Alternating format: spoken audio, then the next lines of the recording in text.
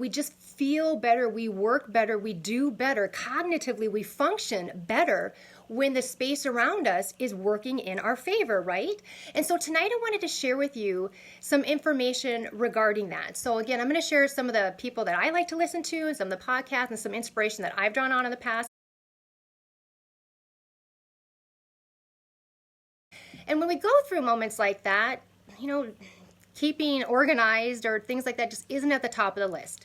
And sometimes it can fall deeper and deeper and just kind of ends up like in chaos, right? So I want to talk to you a little bit tonight about that too. When you're feeling overwhelmed and it just seems like chaos is all around you, how can we kind of get you back on track? Let's go ahead and dive in. So I said I was going to share with you some books and some YouTubers and some messages that have definitely helped me in regards to this. But I did, you guys, too. Everything I share with you tonight, the books, the YouTubers, the podcasts, the other videos, everything is on my website. So I created a specific page that you'll be able to go to, bertalippert.com/organize. So if you just go to that website, you'll be able to see everything that I talk about tonight too. So you have one easy link that you can follow to be able to get all the information I share tonight with that. So one video that I had filmed in the past that has been really helpful that I put there for you as a resource is one about overwhelm and what to do when you're feeling overwhelmed. So in that video, I share with you what I personally use if I'm ever feeling that way. So that's a process, a 3-step process. And this is one where you can use to really kind of eliminate all that mental clutter and some of the space that's being taken up. Because again, we cognitively function differently when we're under stress or when we're trying to mentally hold on to all these things we want to do or appointments that we have or things like that. So that would be one of the first steps. You'll see in that video, I talk about scheduling this stuff to make it real for you so that you can capture those pieces and move on to declutter, make space, and get organized. Now, I also wanted to share with you a couple of books on the topic. One that just took this world by storm that everybody I think here has probably heard about is this one right here from Marie Kondo, right? The Life-Changing Magic of Tidying Up. I really didn't use this a lot. I'm going to tell you why. Now, inside, you can see, like, when I read a book. I highlight, I take notes, because anything I think I might be able to use with my clients and help them, I always take notes. Now, the principles in this book I really like. The main concept that she does is going through your articles, whether it's all your books at a time, all your clothing at a time, music or whatever it might be. And the whole idea is that you keep things that only spark joy. So you physically handle books or each item and you ask yourself if it sparks joy. And if you do, you keep it. And if not, you decide if you need to donate it or some of it you might just get rid of. I like that process.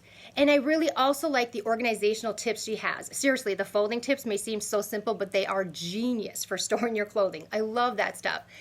Being in the field that I'm in and helping people institute long-term change. If you want to get organized and you want to stay organized and you want to go through this whole process, I know what that's like, and helping people walk through those stages of change. The way that Marie describes it in the book is you are to take like every single piece of clothing that you own, no matter where it's at, in your basement, in this closet, 6 bedrooms, wherever it is, you take it all at once and you go through each piece like that.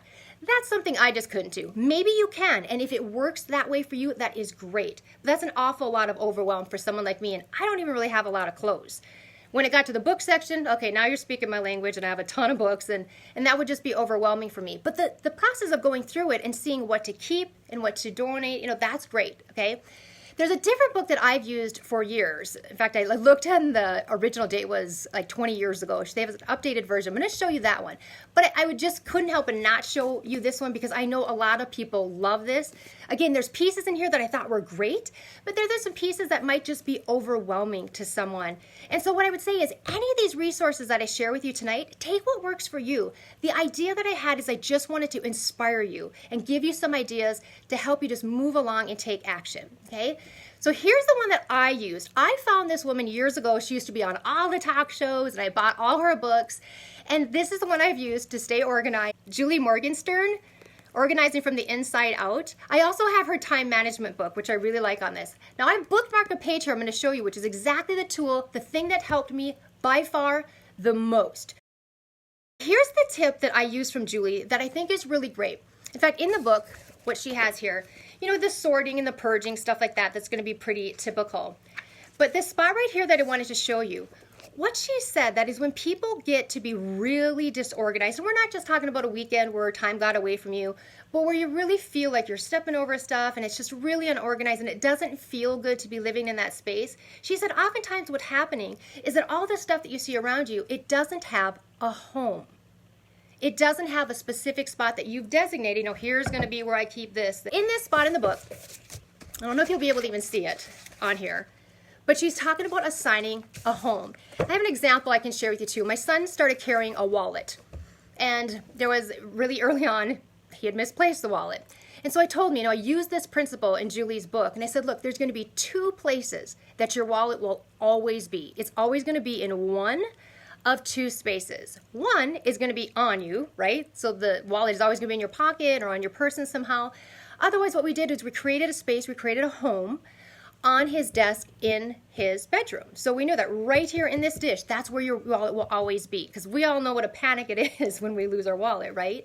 So it's just getting in the habit and getting in the practice of everything having a home, from your remotes to your TV, your paperwork, your clothing, whatever it is, kind of looking around. Now, in the book, she's got tons of great advice for, the containers that you would use for each of these, and so there's so much more in here. But that one thing was so simple, and I have always used it. So those are the couple books that I know a lot of people have gotten a lot of use from. And of course, there's tons of them, right, you guys? So again, even if I just inspired you tonight to browse through Amazon, the book collection, or go to the library and see which ones might interest you, to get at least a couple ideas. Maybe the whole book doesn't work for you, like I had mentioned for the Marie Kondo book, but there'll be pieces of it that does. Also, what I wanted to share with you tonight is some of my favorite YouTubers on the topic. So I've got 3 that I'm going to share with you tonight. The first one, you guys, I absolutely love. Her name is Catherine, and her YouTube channel is Do It on a Dime. So Catherine she is great about being really kind of budget friendly with the storage ideas.